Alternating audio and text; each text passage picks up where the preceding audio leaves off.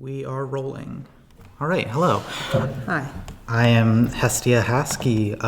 This is interview 2. Where am I?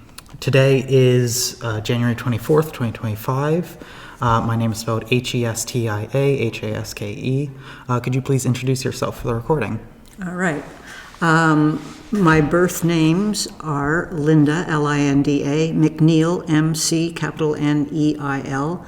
I prefer Mac, MAC, but I don't have a strong visceral reaction against Linda, although some days I might not be able to claim that. It just sort of depends as I evolve through my journey. And I'm comfortable with the pronouns she, her, but in some situations, especially if I'm doing an educational training or some sort of sensitivity training or working with children or church groups or something like that, I might ask for the term or for the pronouns they, them, their, just to let people know that that's out there and it's a real preference, necessity even for some people. But I don't balk at feminine pronouns. So. Great. Thank you so much. We'll start with the first question of how have you seen queer history and queer culture emerge from, well, I have said 1970s, but really any point that Sure. you can think of. Well, I was born in 1947, so I've been on the planet for 77 years, and for the first, in my own personal life at least, for the first 50 to 55 of those, queer history was sort of non-existent in the sense that it wasn't something that society could deal with in a positive way. In this country, in Canada where I grew up, or anywhere, pretty much. I mean, there were some pockets in some smaller countries where that sort of thing was just like a non-issue, but by and large, globally, not very accepted or supported in any way, shape, or form. And as far as Charlottesville per se goes, I didn't move to this area until 1984, so I can't really speak to the times prior to that, but I suspect it was basically the same thing. People were not out. It was not safe to be so. Queer phobia was rampant. There was a lot of hatred towards and misunderstanding for sure. And even very real violence, and you could lose your job. I wasn't out at work until the mid-2000s. And in my personal case, when I came out in about 1974, I want to say, 74, somewhere in there. One of my brothers completely freaked out and basically disowned me. We didn't speak for 15 years. So those were very formative years in our young adult lives. My other brother was like, oh, okay, no big deal. We stayed very close throughout, and we still are now. I lost family for being who I am. At that point, I identified as gay. There was no language or understanding really for anything beyond that, and I never felt comfortable being told I was a girl, even at the early age. I can remember as long back as 3, just wondering about all that gender stuff. But we just didn't have the language. We didn't have the understanding. Nobody was talking about it. We didn't have the internet. There was just nothing about it. And I just felt like different, wrong, something, nothing positive. But it was enough to be gay for my brother to just write me off, and a number of friends. And certainly I could not risk exploring that in my professional life. I was a teacher. At that point, I was working with deaf children in a provincial school, and if I had mentioned it at all, I would have been fired on the spot. So all of that was going on, and I suspect it was the same here in Charlottesville, in Virginia, certainly in the States. And then in 1975, I moved to the Vancouver, BC area on the West Coast, which, like California is to the United States, British Columbia is to Canada in terms of its more progressive, generally speaking, more liberal thinking kind of state, province up in Canada.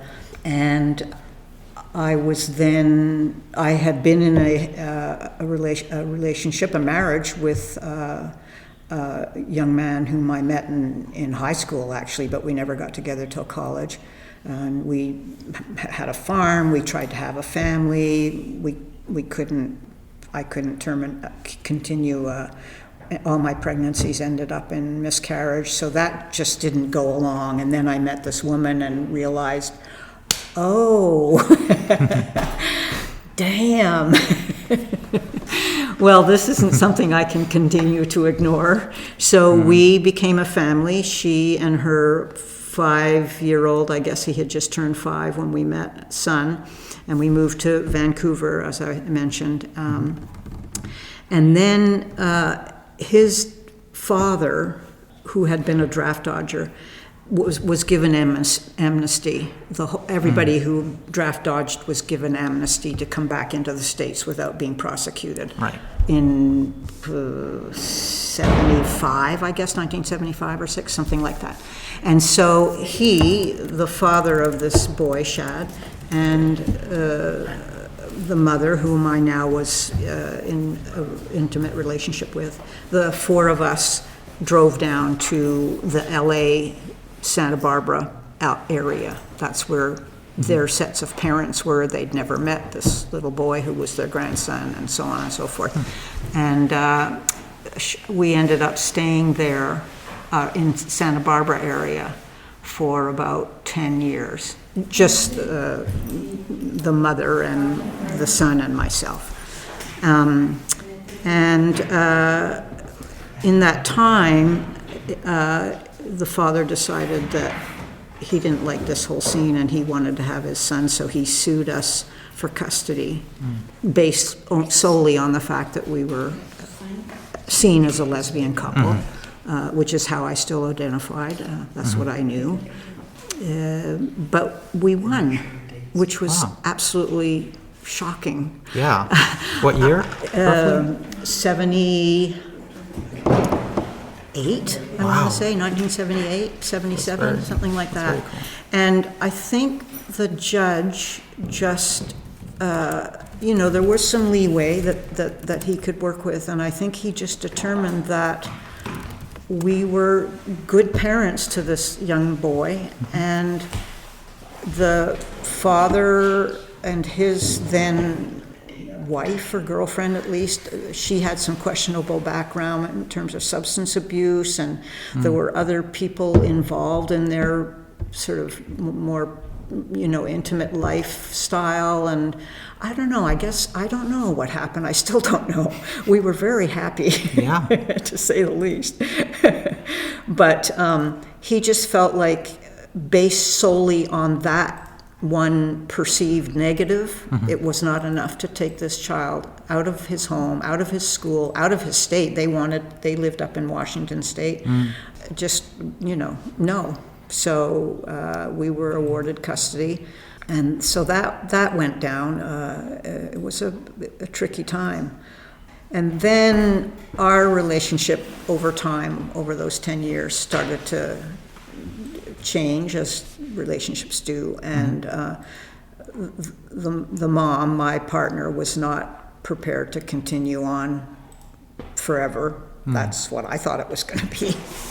I'm sort of a old-fashioned romanticist, so what did I know? But we broke up in about, I guess it was 83 or 4 or something, and I had an opportunity to move here to Virginia and gather with an intentional community.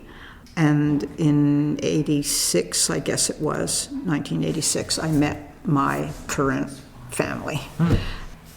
And over some time, we ended up moving into Crozet, where we still are today. And we were a closeted family, which was not easy. But that's what you had to do in those days. You weren't surrounded by people who would even talk about it. Never mind if they did, it was always in negative terms. So it was a real risk to speak to anybody about it. And our daughter, teaching a 6-year-old to lie is really hard on the heart. Yeah. To sit her down and say, you know what, this isn't right, but this is the way it is in the world right now, and try to explain that to a 6-year-old anyway. It was just ridiculous to, like she was just like, why? Yeah. It makes no sense, and, why do people feel that way? And it's like, well, I don't know. Well, I mean, I do in a way, it's anything different, it's scary, it's makes them question their own identity, et cetera, et cetera. But anyway, she learned how to navigate that to some extent, but it certainly took its toll in terms of her being able to relax about her parents and make friends. And, when she brought kids home, how would we, navigate that and all that sort of thing. And at the same time, and this is really something to note, I guess it was in the 90s, early 90s, 1993, I think, is when the Supreme Court of Virginia finally made its delivery of its decision. But in the 90s leading up to that, going through the courts, the local courts and the district and the circuit and however the hierarchy works, I'm not so clear.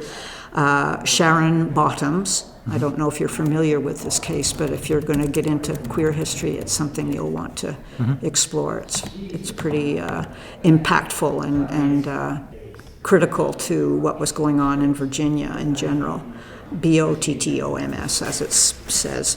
And she and her life partner were raising her biological son. He was, 2 or something when they met, and he was 4 by, I guess, the time it got to the Supreme Court. And the father, the biological father, was okay with that. He saw the son. There was no animosity there. It wasn't coming from there. Where it was coming from was from the mother's biological mother, Sharon's biological mother, and that mother's boyfriend, second husband, I don't know. Anyway, Sharon's mother and stepfather were suing for custody of the son because he was being raised by a lesbian couple. Right. That was how it went up through the courts.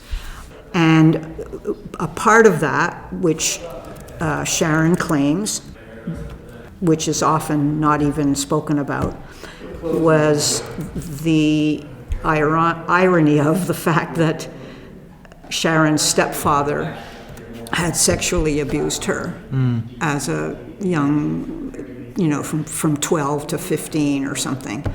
And yet, even still, the courts awarded the grandmother and the step-grandfather custody of this little boy in April of 1993.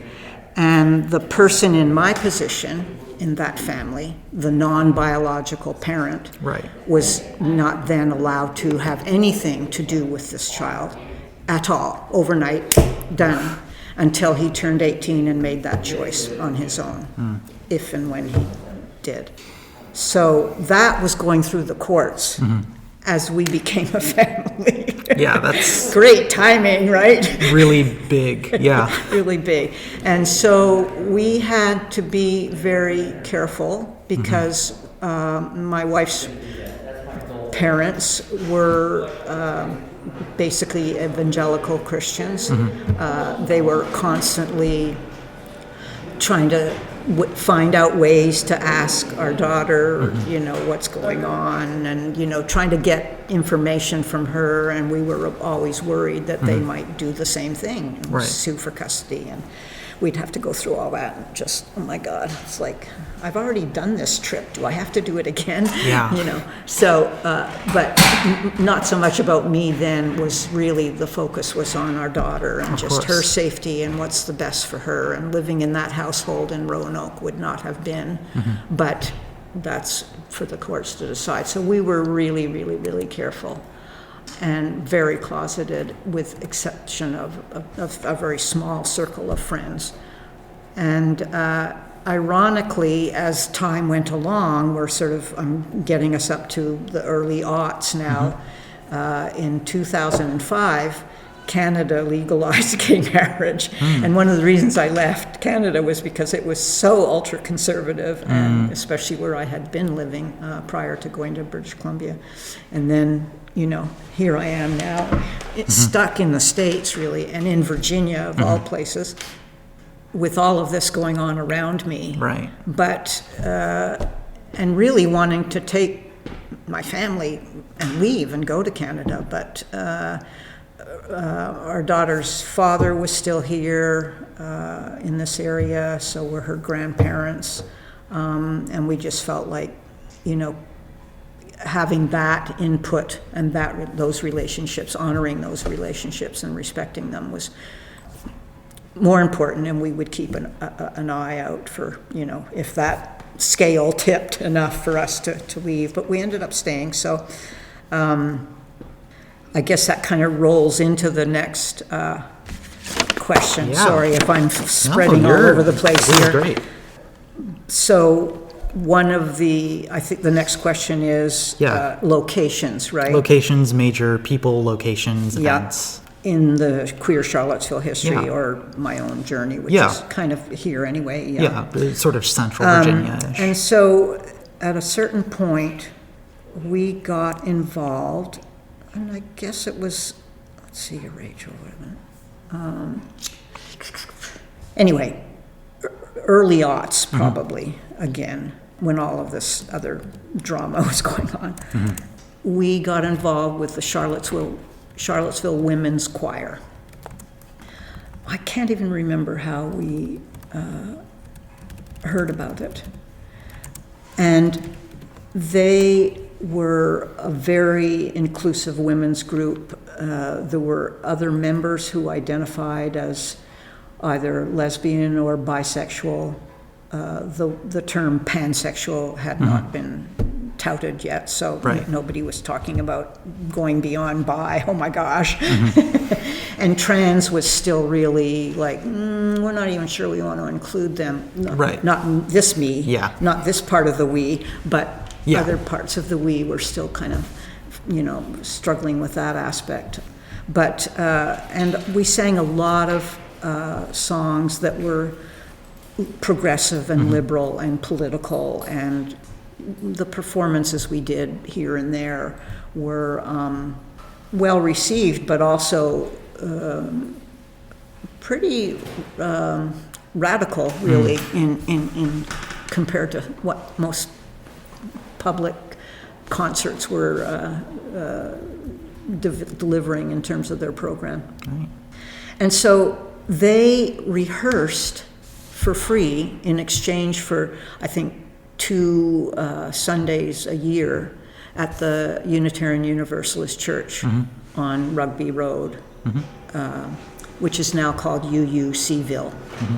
So those 2 locations or groups or people were very, very instrumental to us coming to terms with ourselves as a family and just society in general, and finally finding at least some kind of home where we felt safe and we could be our more whole, authentic selves. And, that was about 20 years. Well, let's see. No, I'm doing the math wrong. Well, no, I'm not. 95, no, that's about 15 years maybe into me becoming a family with these people. Yeah, because our daughter was, maybe it was more like a dozen, but, she was getting on up there, 12, 13, something. So the Charlottesville Women's Choir and Cville, which is what it's called now. And through that congregation, and even the choir, we got involved in a lot of activism, social justice work, and not just about LGBTQ plus issues, also racism and, all of the isms, but a lot of protests at county buildings, the federal building, marches, lobbying in Richmond and DC, going and sitting in the offices of our representatives and talking with them about, the laws that were on the books at that point, which they were trying to make even stronger and stronger, and more limiting and more limiting. And we were involved in a group called IGSA, and it stood for Interfaith Gay Straight Alliance. And it was members from various congregations and the Quaker group and this one person from the synagogue and, just local faith communities, a member or two, and we would get together. We met at the Quaker Meeting House, and we would decide who we were going to go visit next, and we would divvy up who was going to say what and who was going to bring their story forward that time. And we would travel as a group to Richmond and to DC and visit our legislators. And that was a huge thing because we were still wrestling with the safety of being out, but we had come to a point at that stage where we just couldn't stay silent anymore. And it wasn't, when we did protests, we always had big placards that, said something, and we would hold them in front of our face like this because they were televised a lot of the time. And we were like, oh, sure, great, and now, Grandma and Grandpa are going to see us on TV doing this, and that'll be the end of it. So we always could protect ourselves that way, but when we went to visit legislators, it was like, well, they're not going to, what are they going to do? We weren't doing selfies in those days. Yeah, they're not doing public relations stuff as much. And when we went, Equality Virginia was another touchstone for us. When we went with that group, sometimes things got more publicized, but we always just made sure we were standing behind, some taller people and wouldn't necessarily, when we were moving about and when we took our picture on the Capitol stairs or whatever, we were careful. But, as time went on, we didn't have to worry about that so much. Once we turned 18, we stopped worrying about her being taken from us because she was already, I'm leaving Virginia. She's in Boston. Oh, wow, nice. Yeah, she loves Massachusetts and she loves that area. But, we were still involved and tried to do what we could do at the same time as having a high regard for our own personal and family safety. And then through the UU church or congregation, we also got exposed to, besides Equality Virginia, EV, and the Interfaith Gay Straight Alliance, groups like PFLAG, the parents of lesbian and gay families, or parents for lesbian and gays, I guess is what the PFLAG stands for. And the executive director of ROSMY, ROSMY, came up to one point at our invitation to the UU faith community to do a training. And the Unitarian Universalist faith tradition has always had at their headquarters, which happens to be in Boston, a GSA kind of component and an executive director of a committee there where they would go around to all the various congregations in the nation to do trainings and to educate congregations about queer rights and struggles and, what you can do in your own congregation to make it more welcoming. And there was actually a program, the Welcoming Congregation is what it was called, and there was a certification that you could get, and an actual certificate that would be framed and put up, and I was, my wife and I both were pretty integral in that movement at that congregation. And Rosemy, I'll go back to the ROSMY. I'm not sure if you're familiar with it, but it started in Richmond, and it stood for, at that time, Richmond Organization for Sexual Minority Youth. I'll give you a minute. It's quite a handle, isn't it? Yeah. And they started a program, golly, it's probably 30 years now. And of course, back then, it was by word of mouth only. And it was in, probably a UU congregation's basement. They had to have people at the door to guard it because, if the word got out to somebody who was not queer friendly, it could be a real mess. And it was a support group for youth who identified as LGBTQ+. And they trained the facilitators to do a once a week youth support group meeting. So I don't, say it was on a Monday, and every Monday word would go out and in those days it was by telephone, I guess. I guess email maybe, but maybe not either, because I don't know if that would have been considered safe enough. But anyway, very closeted, very concealed and guarded. And as time grew and the world became, or the area became a little more welcoming and safe, at least, they, moved into a space where they claimed it, and then they went out and started doing trainings all over the state. And the executive director came to the UU congregation and did one of those. It wasn't exactly a training to become a facilitator, but it was more I guess what we called sensitivity training in those days, just to become more aware, what's going on and what do these kids face and what is it like for them in schools. And, because, there was nothing in the schools that protected them whatsoever. And in fact, quite the opposite.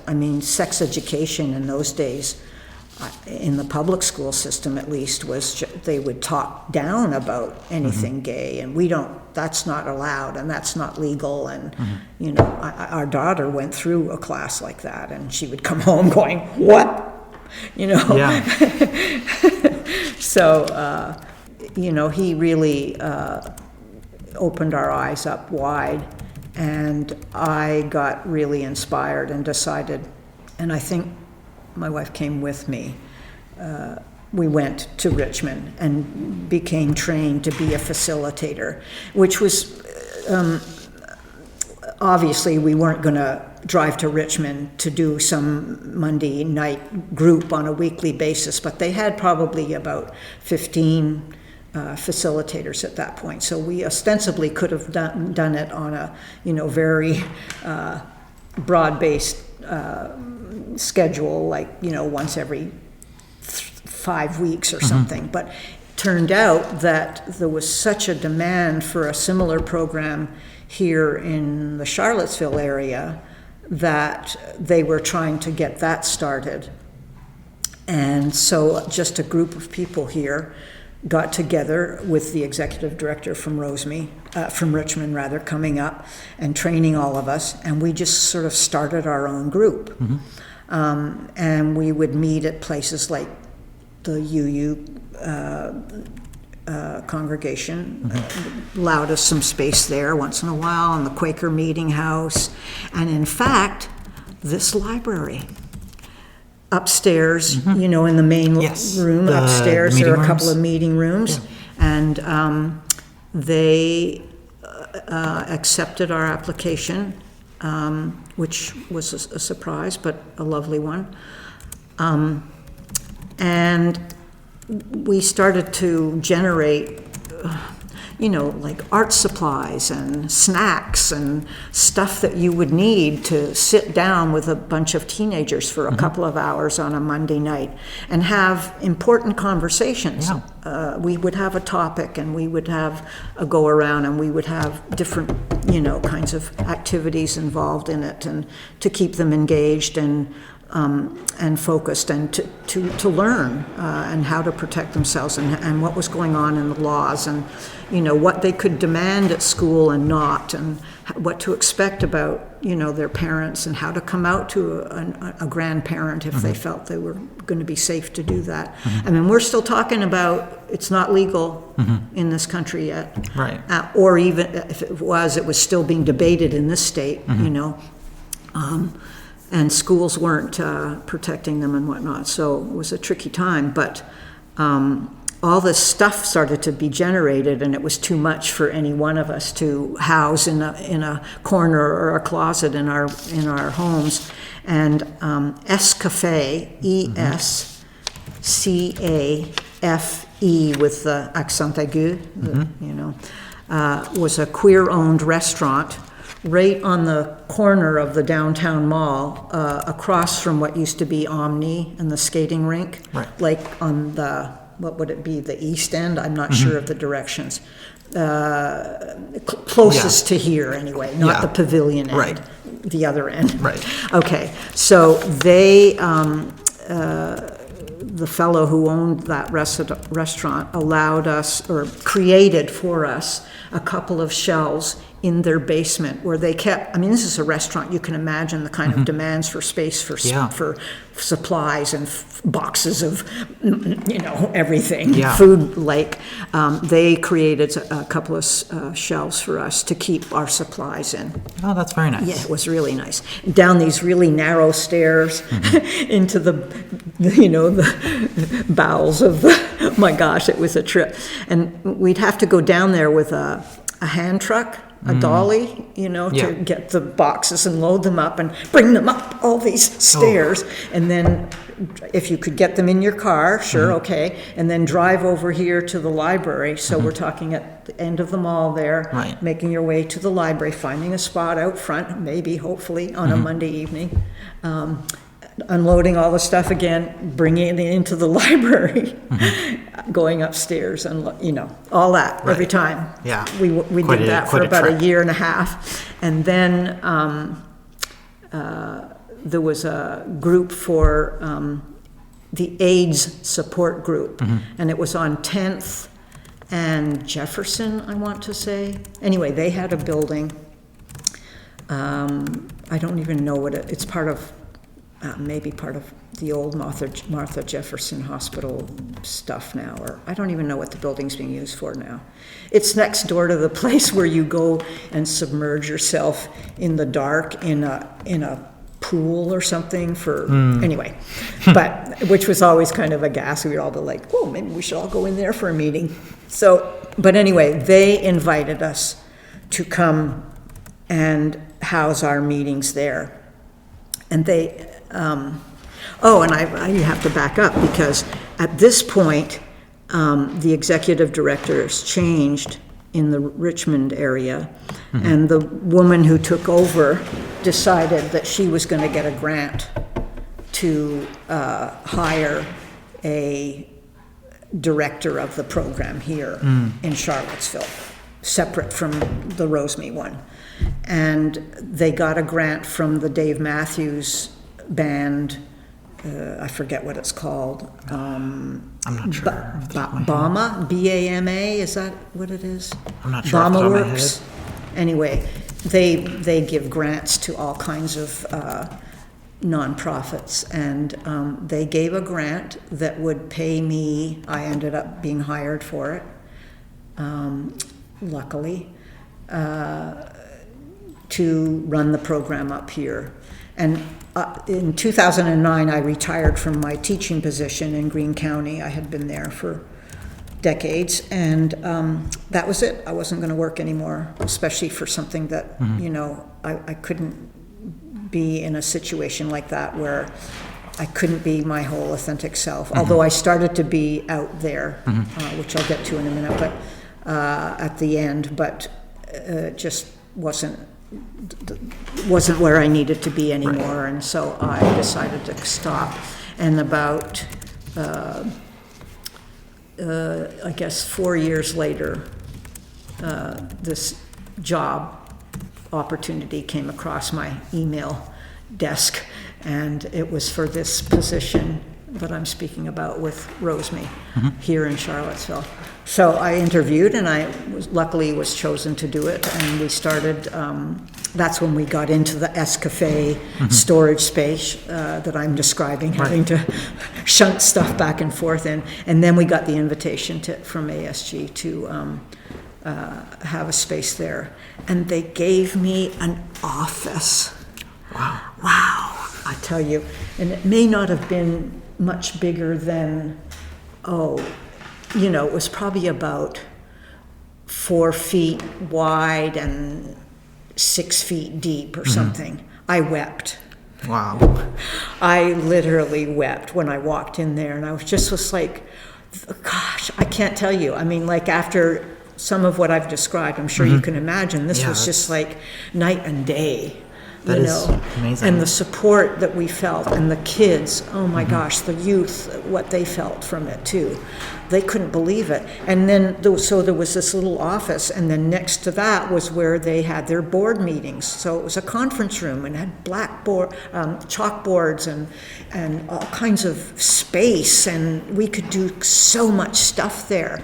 And so then I started doing trainings there, as opposed to somebody from Roseme coming up and doing them, or having people go to Richmond for them. Right.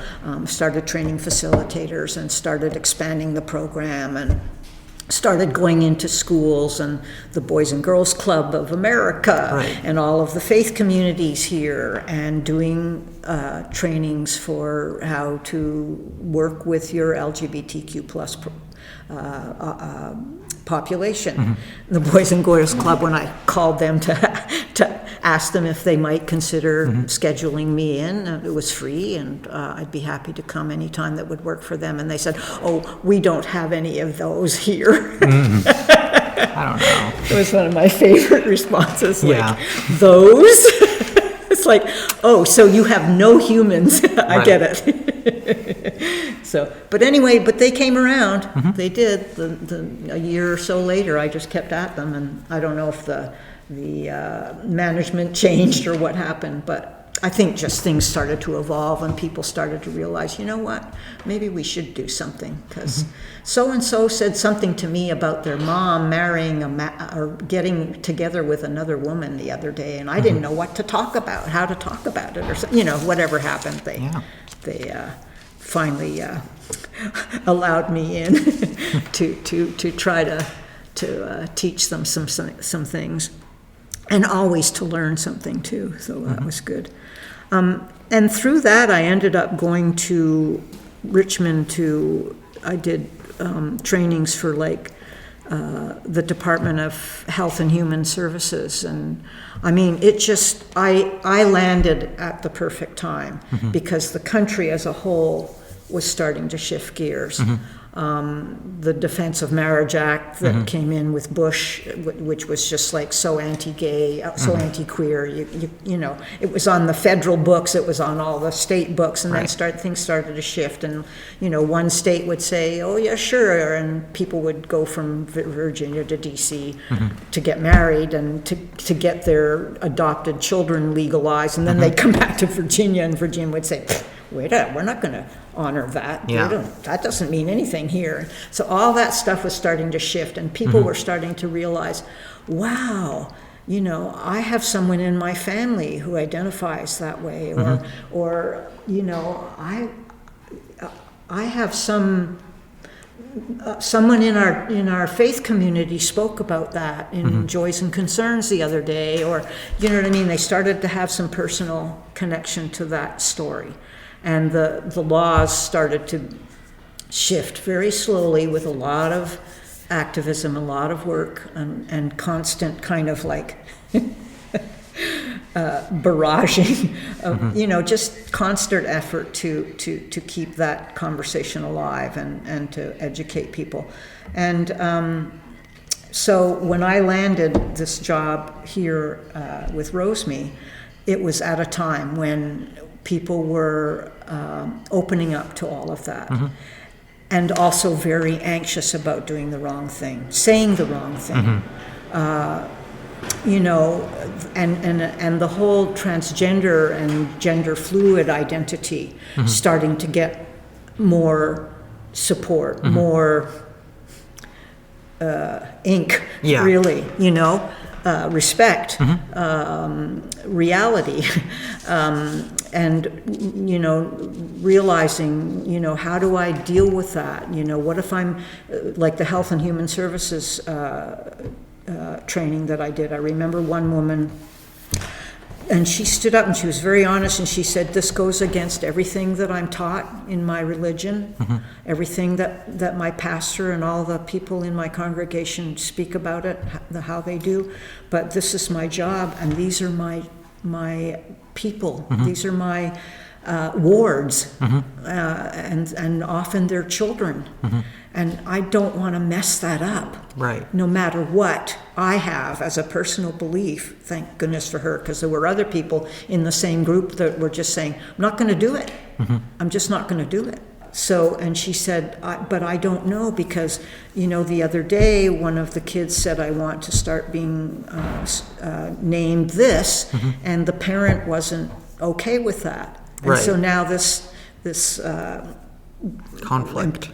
Person is like caught in the middle.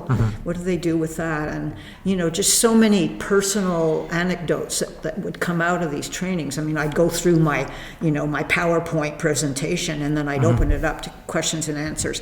And boy, if I didn't whip through that PowerPoint and leave a lot of time for Q&A, I learned that pretty quickly, because it's like, oh my gosh, we're out of time, and there's like hands going up all over the place. And of course, I always left my contact information, and I did get emails and whatnot from folks, but that's not as easy to do for the sender, you know, for the inquirer, as it is to speak with someone personally. But so all of that started to happen. It was really an amazing time.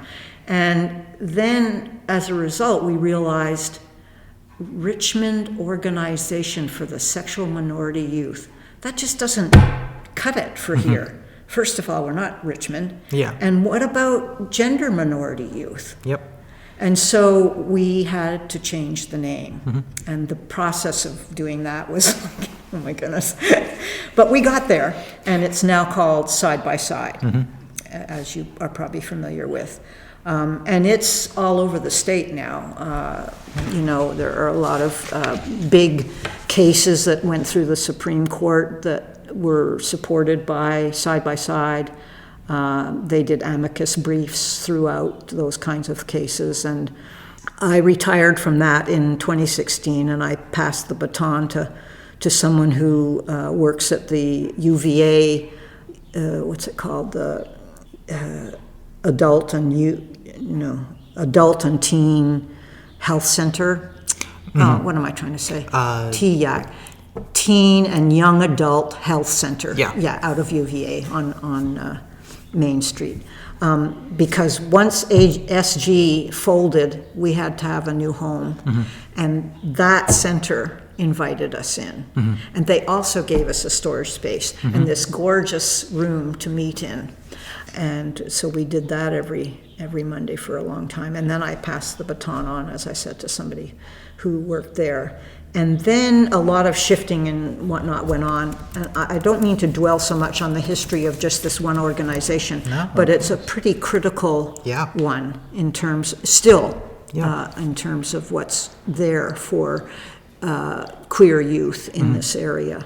And I can't speak to exactly what happened because I was no longer right in the works at that point, and I was getting hearsay from all the different factions and angles and from Richmond and from here. But the program here folded, which was heartbreaking for me. But it was around the same time that the COVID lockdown happened. Yep. Are you familiar with the program? Did you have any personal? Yeah. Can we do this offline, or do you want? Do you mind if it I'll goes keep in? this. I'll keep this in. Okay.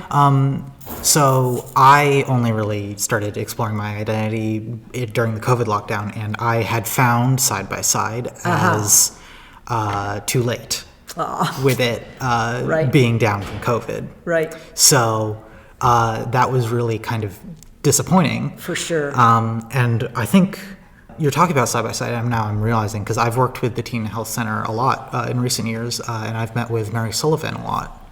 Yep. That's who it was. Yep. Yeah. So yeah, that's such a Neat. connection. Yeah, that is. It's a small world in some respects. Well, I do know, though, at some point, Side by Side started doing, Zoom meetings, like the whole world turned to that kind of thing. And I know that some of the youth from this area, from the Charlottesville area, started to plug into that. But I don't know how often that went on, and I don't know what the parameters were. Were you unable to be a part of that for some reason? Or not necessarily. It just, it wasn't as helpful for me as I wanted. For sure. And I'm actually now part of an initiative to bring back a new queer youth program coming up in Charlottesville. So that is hopefully progressing. Great. So, yeah. Would you keep me posted? I absolutely will. And it's not something that I ever really wanted to let go, but it just became apparent to me that I couldn't do what it deserved anymore. But it really broke my heart when I saw it just kind of go, it imploded, I guess. And, they've worked a lot to clean things up, I know, in the Richmond organization and take some steps to go forward in a better way, but there's still, a big need here. And the whole Zoom thing, or however they did it, whatever app they used, it's just so can only be so impersonal, helpful. really. Yeah, I mean, and you end up with all these little, small squares of people all over the place, and I mean, it was an attempt to keep it going, but anyway, that's a fabulous outcome for me in terms of this interaction with you. Yeah. But I want to not forget. Let's look at my little my notes here. Oh, locations. Goodness gracious. Yeah. You can see I don't stick to the question very well. No, it's fine. Central Library, and then Escafé, and then the ASG, the Age Support Group, and then the UVA, Teen and Young Adult Health Center. And another place that and Quaker Meeting House, always for our Interfaith Gay Straight Alliance meetings, way back, even when nobody else was like, what? You're gonna what?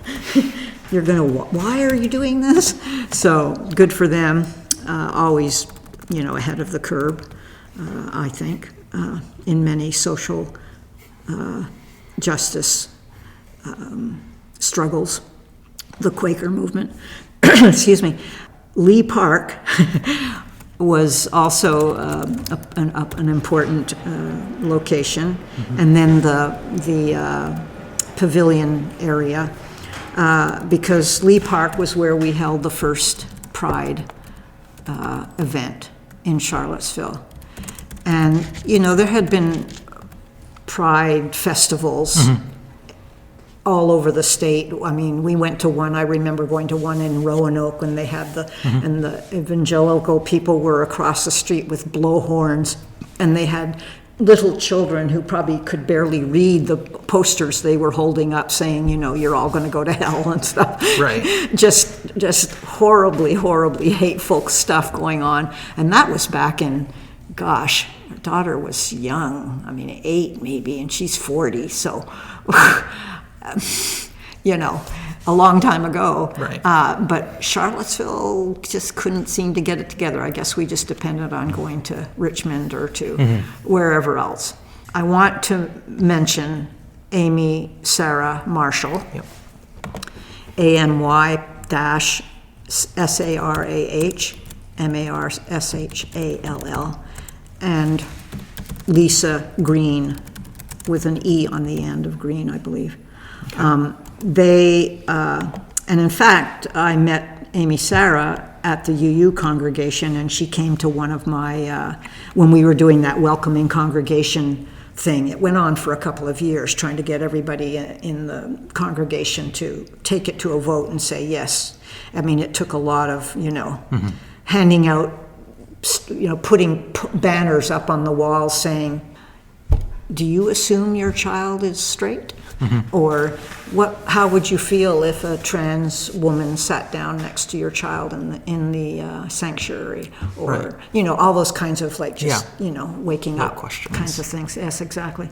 We used to have a movie night once a month, and we did all these different programs to go through that welcoming congregation certification process, if you can imagine. And I remember meeting Amy Sarah at that point, because she was had recently left the relationship with the father of her 2 little children, and was exploring a relationship with another woman, and it became a real focal point for her personally, obviously, but also she started to realize, why doesn't Charlottesville have X, Y, and Z going on? And one of the X, Y, and Z's was a Pride festival. And so she and Lisa put that together. And I think the first one was 2012. And just before I left, I tried finding my T-shirt that said, Cville Pride Festival, and the theme was, it's about time. I'll find it when I get home, and I'll take a photo of it and send it to you. It would be fun for you to see it. But anyway, I may be wrong on that date, but it wasn't that long ago when you think about the history of those kinds of things. But I think that's probably it for locations. Yeah. I've kind of touched on other stuff as I've talked about that, but I didn't want to forget them. Okay. Major people and major events. It just all kind of got folded in, didn't it? Yeah, that's perfectly fine. Oh, good. Structure's good, but you don't want to be limited by it, right? Yeah. Let's see. I had some follow-up questions. Okay. From what I've said, or are we going to do the face discrimination? Do you feel like we can do that first. Handled that pretty much? Yeah. We can do that first if you have more to say about it. I'm just looking over my notes just to see when I was involved with the UU Cville congregation. I also ended up we did a lot of newspaper editorials and letter writing campaigns, and the whole sex education program that comes out of the Unitarian Universalist tradition is very progressive. It always has been.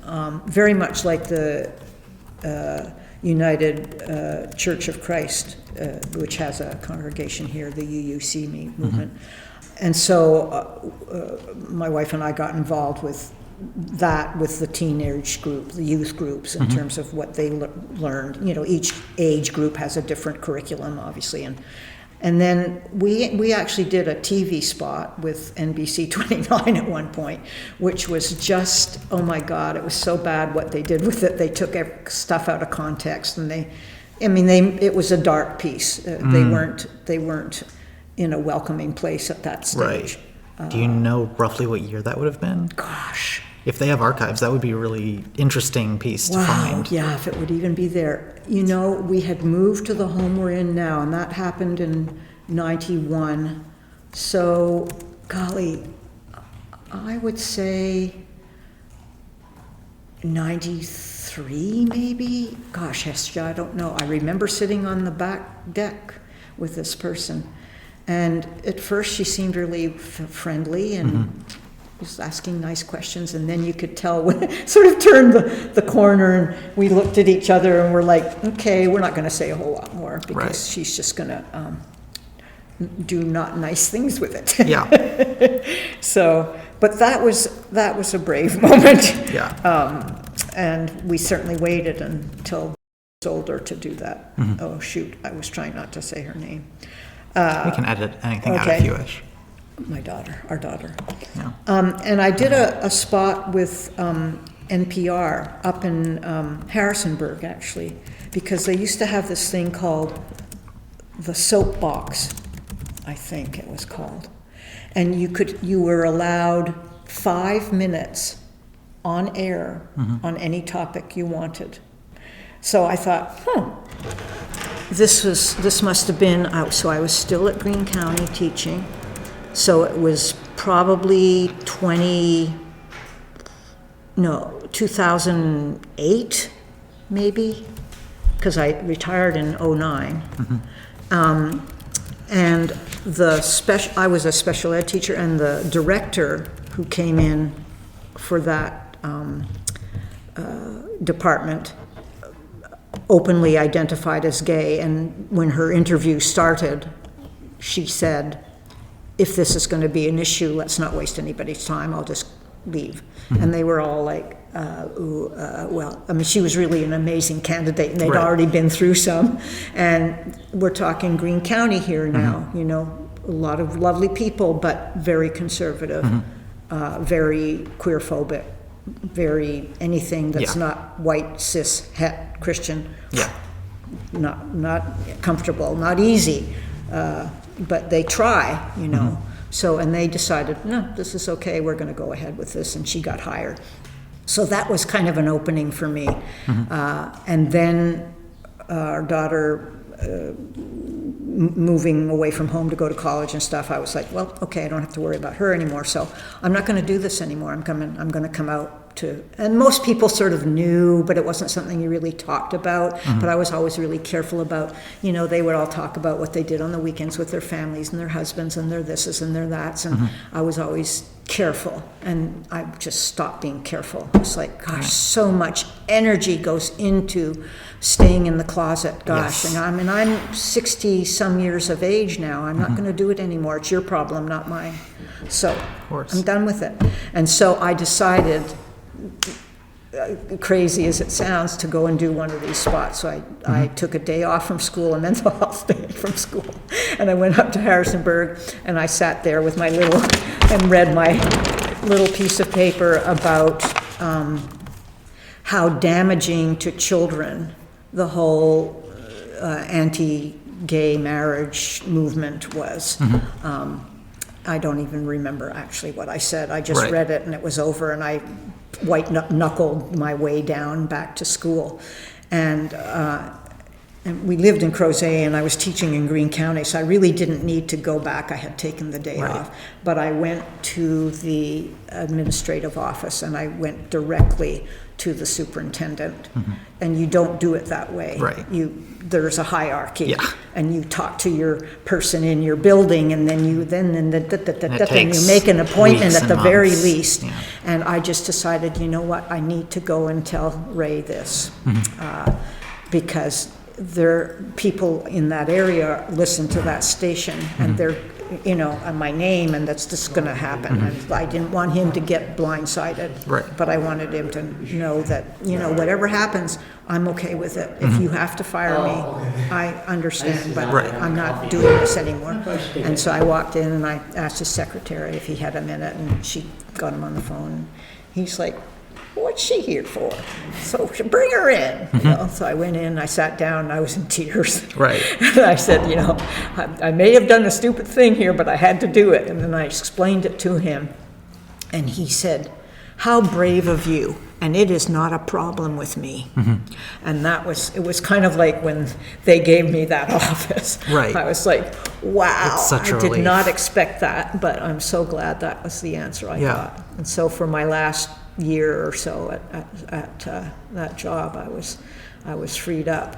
But just in terms of major events for me, Yeah. you know, and people that were influential to me continuing my journey. Just really quickly before we move on, I think you did say it, but I missed it. Did you say what radio station it was that you It did was this with? NPR, and it was the one in NPR. Harrisonburg. NPR Harrisonburg. Yeah. Okay, cool. And I don't know the call number. I can't remember anymore, but yeah. And I wish I remembered the woman's name who was doing that and did all the opportunities. She was just delightful. Gosh, I might be able to find that somewhere if I still have any of that stuff, but that's probably not so important from Depending your on how good their perspective. record keeping is, I might be able to find it Yeah, with yeah. what you've given me. That's right. You're a history researcher, aren't you? Yeah. That's exciting stuff for you. Yeah.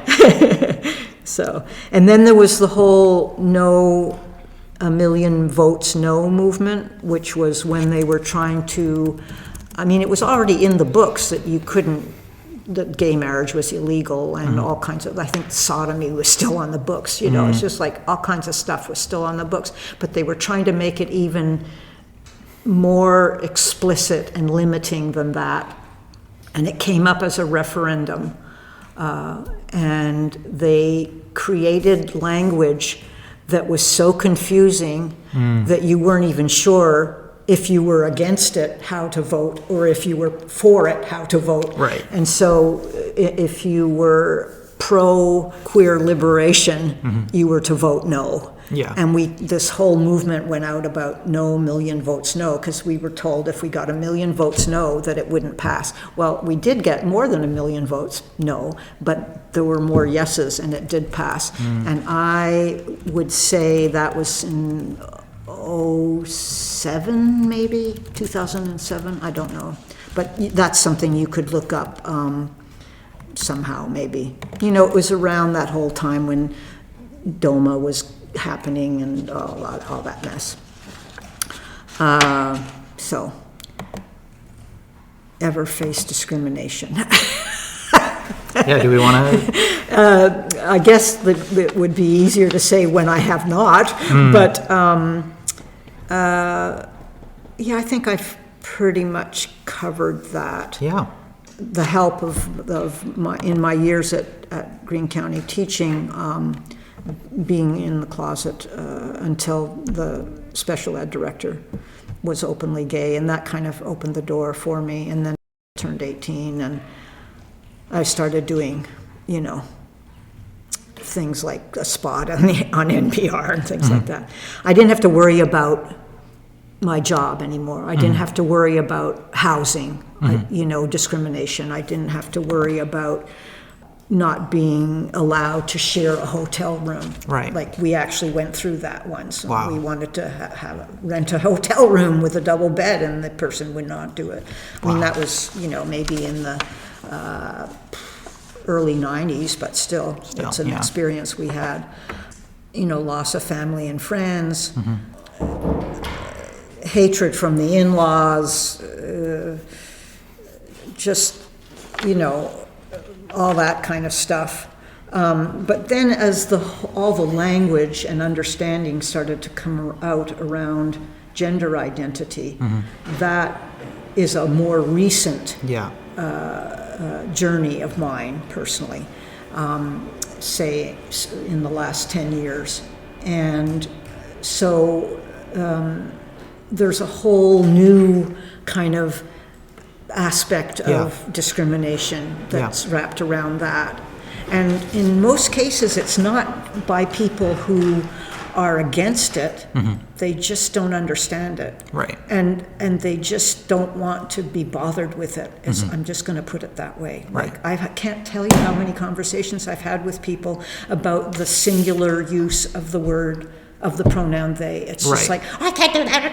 And it's like, you do it all the time. Right. Do not give me that. I'm going to give you 4 examples right now off the top of my head where that is used all the time, and it has been forever and ever, including, and I grew up in Canada, so don't talk to me about English, you American, you know. I'll just get going. Yeah. It's like, it is used, it's okay, it is sometimes tricky, and you have to identify the fact that you're speaking about a singular person doing this, and you're going to refer to them as they because that's their preference. Right. Okay, are we all on board here now? Yes. Let's go forward now and use they, them, their, theirs. So I'm discovering a whole new, like, really? I've known you for 50 years and you're like, what is this? So that's an interesting thing. Yeah. But I have to say that it's not like it was before. Right. One, because, society, well, speaking from today, I don't know what to tell you, right. From the recent events in the political world in this nation. But by and large, the people who I interact with aren't going to be nasty, mean, hateful, and even violent towards me, all of which I've faced as a younger person. But more importantly, I don't care anymore. It's not my problem. Right. I'm learning about myself, and as I move forward, I'm going to, need certain things or ask for certain things if I have a real visceral reaction to something. Ladies, makes me nuts. Right. I've gotten over being called ma'am because it's just so inherent in the culture, and it's. Right. I might bring it up to someone I know well, and they may say, okay, I'll work on that. Or they may say, oh my gosh, I don't know if I grew up in the military and I'm a Southern boy and, and you're older than my grandmother. And so, I don't know if I can handle that. And I'll just be like, don't hurt your brain, but just consider it. Do you want to stop for a minute? Because it's annoying to the I hope that isn't coming on the recording. Okay, we are rolling again. Yeah. Okay. Anyway, it's a very complex issue. Identity. Yeah, absolutely.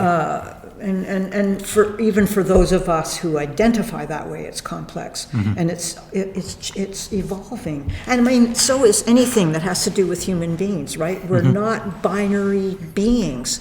We're not about anything. I mean, it's just not that way. Human nature is just not that way. I don't think nature in general is that way. And so when we start to take off those guardrails that have been there for basically ever kind of thing, at least so we think, it's scary, and it's confusing, and it's...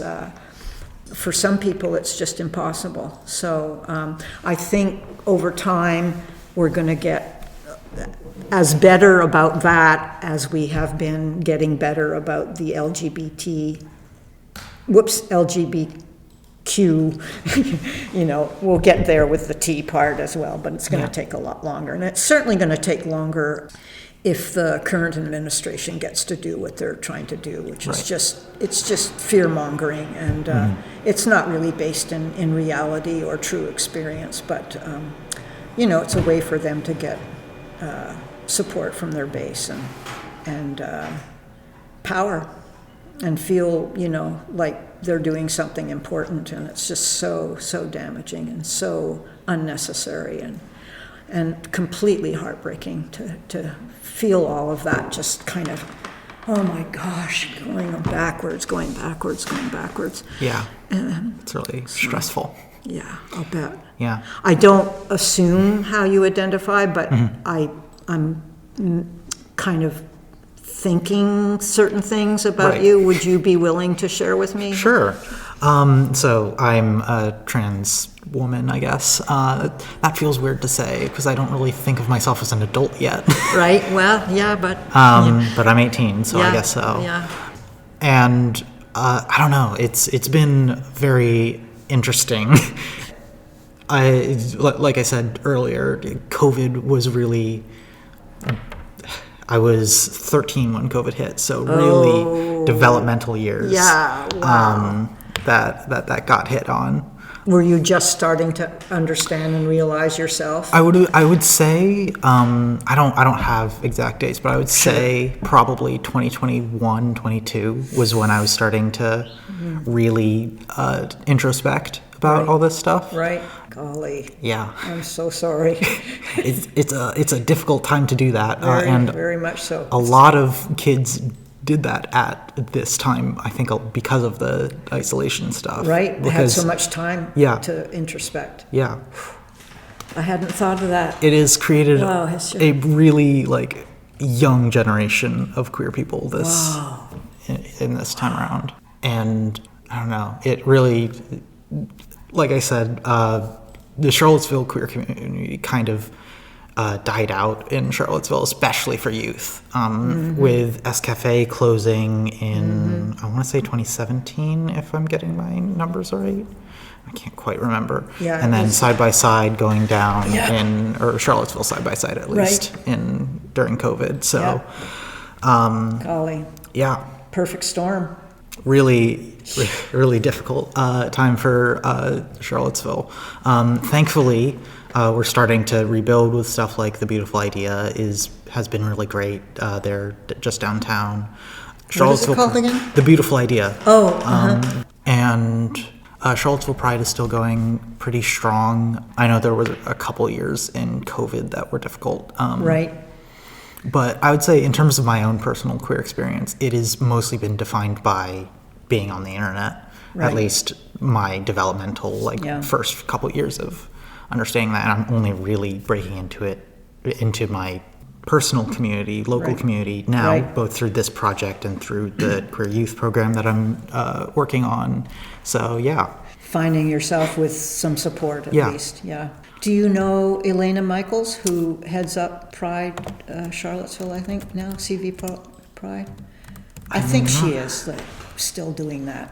It may have changed hands again. I know Amy, Sarah, and Lisa Yeah. stepped back at Yeah. a certain point, and some other Right people- now, it's Nick, last name. Oh. Is his, see what I know. yeah. Anyway, Elena did Nick it for a Hutchins, little bit. Cville Pride. I know. And the only reason I bring her up is because she's the first Roseme youth I met here in Cville. She was waiting outside of the meeting room for the facilitators to arrive. And we always had to have two before we could go into a room with them for obvious Right. reasons. And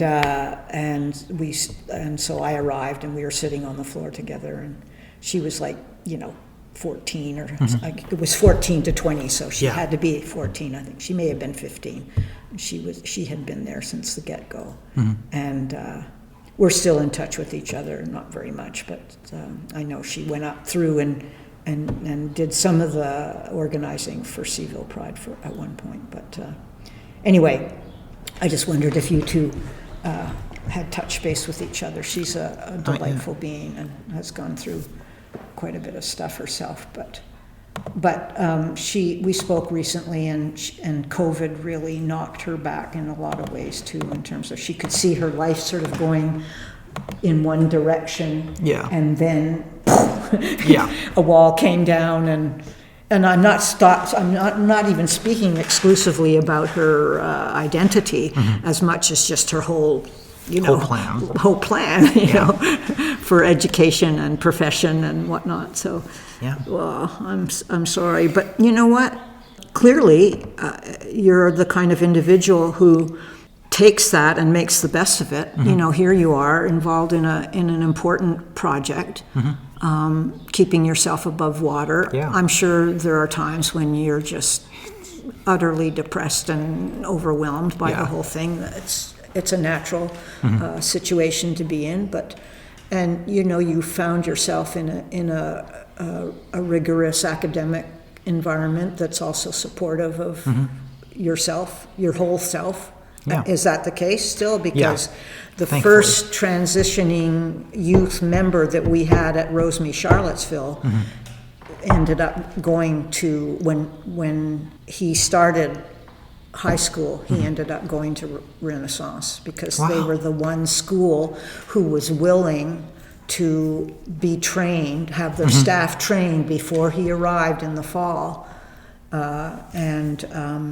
The executive director, Beth Panelitis, came up, and the two of us went and trained the staff, the faculty there, and just totally embraced him, asked all the right questions, like, we don't have a clue how to do this right, but we want to do it right. And I can pause the recording for that if you want. And I We're shouldn't even rolling say this, again. because I may be conflating it was so intense all the time. Those Monday night support group meetings Absolutely. were so intense, and so much happened. And sometimes there were some heavy, difficult, challenging discipline situations that had to go down, and that was my purview. And so I would sometimes have to step aside from the meeting and deal with that particular person or a couple of youth. And then all these people started transitioning and changing their names, and I'd have to go in and advocate for them in the schools, because one, the Spanish teacher still was refusing to, still dead naming them and still non-pronouncing them wrong and da da da da. So I hope I'm not conflating, but I believe that this person, the first student of ours who went to Renaissance, went on to be an amazing ballet dancer. Wow. Now, I may be just confusing him with other people, and I don't know that would come up as any kind of clue at your end at Renaissance School, but I'll look into that. I'm pretty sure I can get you that. Great. Okay. In their 30s, probably. Yeah, that would make sense. So, follow-up questions. Yeah, so some follow-up questions from way back. Oh, dear. No, it's great. It's awesome. Well, it's an interview. Yeah.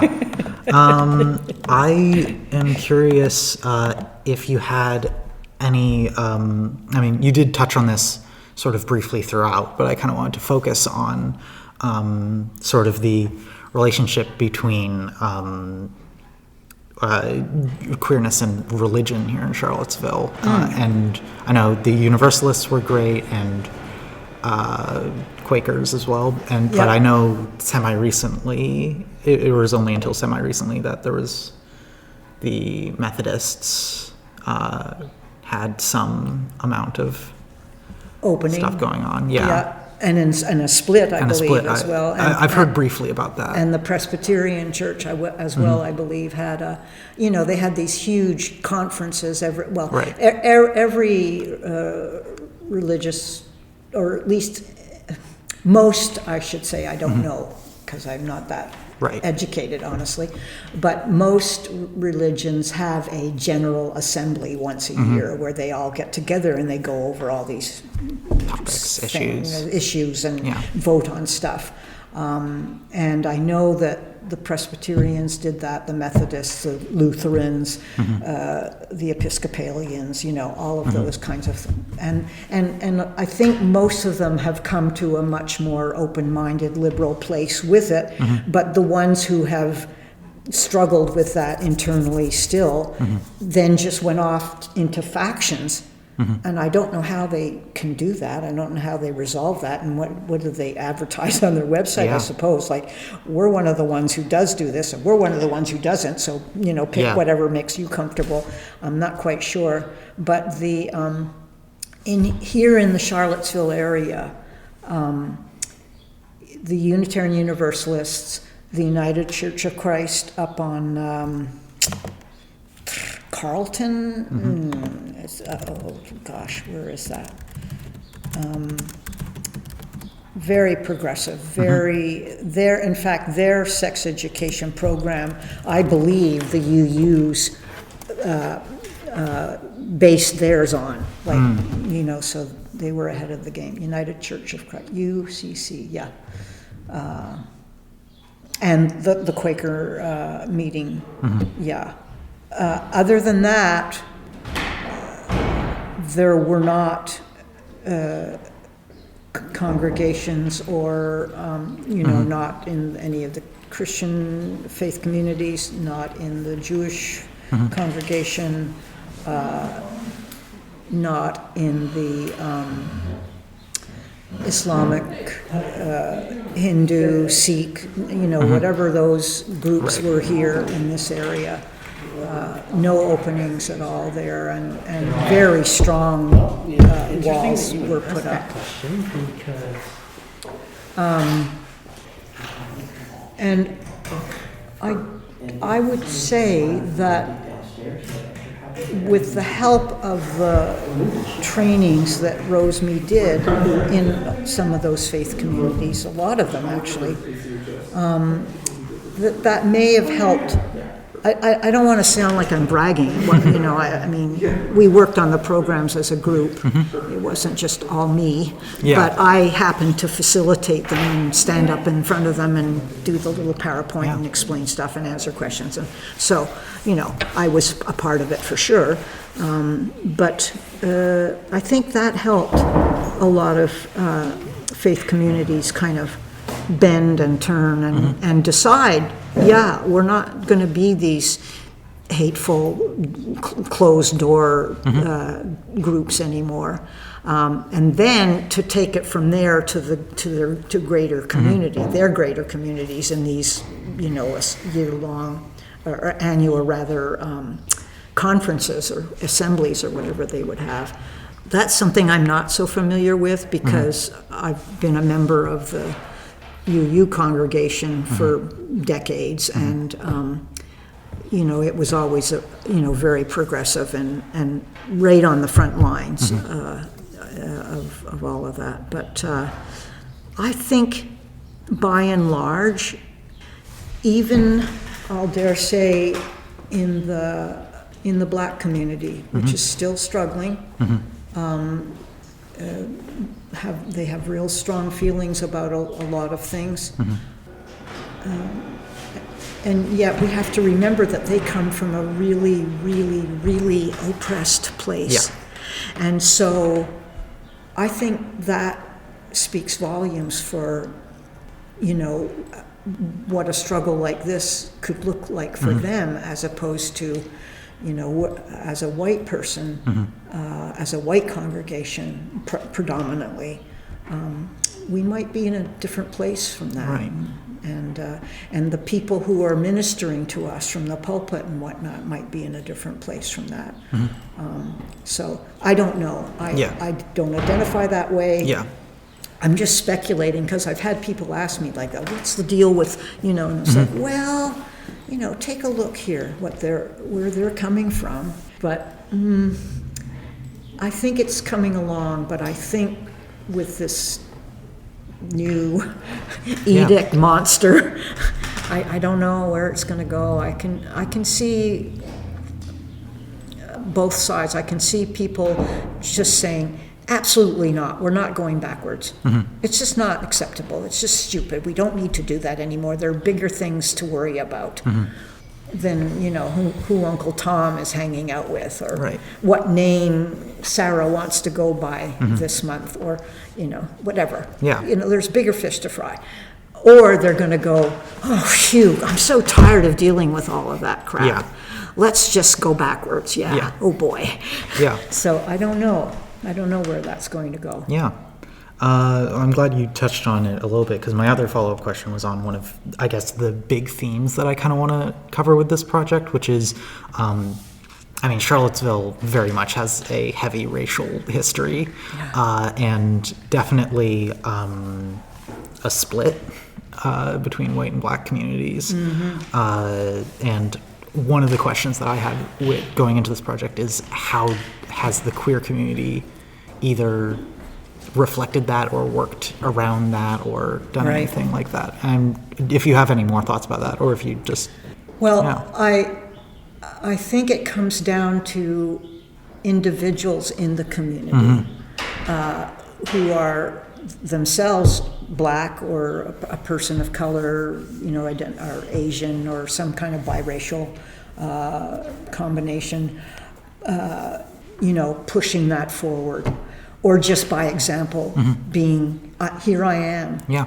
And one of the people I forgot to mention earlier, along with Amy, Sarah, and Lisa, and the executive directors at Roseme and people like that, is Charlie. Oh, I'm embarrassed that I can't think of his last name right now. Charley, by the way. Charlie Burton. Yes, Burton. He's my next interview. Today? Not today, next week. But well, you're in for a treat. Yeah. Tell him I said hi. Yeah, of course. He came to one of our Roseme meetings when we were over at the ASG building. And as a Black identifying trans man. Yep. it was a huge deal. Yes. Like, who even knew they existed, and what a brave soul, and what a delightful person. Oh my gosh. Absolutely. And that was early on, I think, in his journey, I would suspect. Yeah. That was probably, 2013, maybe. Anyway, people like him just speaking out, going to events, being on Facebook all the time with stuff that he's learning or doing, just being available to go to a school or to go to a Rosemary meeting or to, I don't know if he's been invited to faith communities, but just that the power of the individual in those kind of situations is very real. And but I think that there's still a long ways to go. I have for decades sung with the Martin Luther King Community Choir, which is doing their annual celebration on Sunday, actually. And I'm not with them this year because of personal reasons. I couldn't get around a scheduling glitch that had been made way back. But there are a couple of people in that community who clearly identify as gay, and I don't know how out they are, but it's one of those, like, everybody knows, and we don't necessarily need to talk about it, but if we do, people by and large aren't going to necessarily freak out. Right. But it just, to me, and I may be wrong about this because I've never really asked any of them directly, and I've never really asked any of the other congregants or other members of this community, so how do you feel about so-and-so Right. being, whatever. I have never done that because I just chickened out, I'll be honest. I had thoughts of doing that because I really wanted to know, what kind of progress is being made specifically in that instance. But I didn't. But my pretty perceptive, and I've been around a while, so my sense is that it's one of those, it's kind of a don't ask, don't tell kind of a thing, but it's also not as it used to be possibly for them, as like, oh my gosh, no, we don't even want, we don't want you in our choir, we don't want you sitting next to our kids. I don't know if it was ever like that for them. I suspect it was, but I don't see it as being that way now. And I do know that a lot of people have, over the years, I mean, it's been years, because my daughter came with me when she was like 18, and we were still rehearsing over at the Charlottesville High School music room. And, like I said, she's 40, so that's 22 years ago. And I had been doing it for a couple of years then. People have embraced me. And I have not been, I'm not invested in being closeted there. I don't need to be that way there. I haven't gone in and worn some I'm queer or anything, but I haven't worried about, I don't know what, if I wore a rainbow scarf or, I don't know, the kinds of ways that you can indicate, or just speaking about my family or sitting next to someone before rehearsal starts and, it's like, what have you got planned for the weekend? Or did you see the UVA basketball game? Whatever. And you start talking and you just by nature mention. And at a certain point too, both my wife and I started to use that word, which neither of us actually likes. And I especially don't, because I'm not even sure I mean, I don't identify as female fully. I'm not a cisgender woman. Right. So, but just for educational purposes and to normalize it and for people to start to relax and say, gosh, we've known them for a long time. Yeah. Oh, so, Yeah. well, what the heck were you thinking we were? But anyway, how that goes.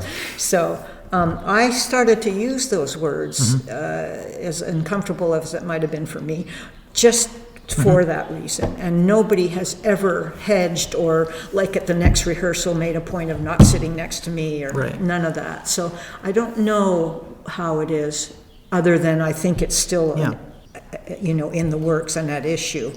And maybe not as outrightly, openly progressive as some of the whiter congregations. But I don't know that, and I really should find out. Well, you could find out. I could maybe. And yeah. I could give you some names of people Absolutely, whom you that'd be could wonderful. ask, Yeah. I think, who would be willing to speak with you. Absolutely. MLK peeps, I'll just put, because I'll know what it means. Yeah. Great. With that, we've hit an hour and 33 minutes. Oh, Yeah. is that okay? No, that's wonderful. My goal for these is to be between an hour and 2 hours. Okay, good. So, I guess the only thing was, there's a name here that I missed you saying. Sure. Beth, the other executive. Yeah, I'll write it for you. Okay. It's not easy for any of us. Yeah. She left that job for a different position at a certain point, and a new executive director was hired. But the years that she was there were the years that I was really mostly, those were my central years too. And she was boy, what a spitfire. And she made a lot of stuff happen. And it's panelitis. And I am going to perhaps have to look it up to make sure I got it right. And I think I will, just to be on the safe side. Absolutely. I think that's right. Great. Sorry about your pen. I keep No, you're fine. putting the top on it and then, but let me just check for sure. She has a lot of history from the Richmond perspective too, so. Beth. Director, Let me see if I got it right. P-A-N, no, that's wrong. Sorry. Okay.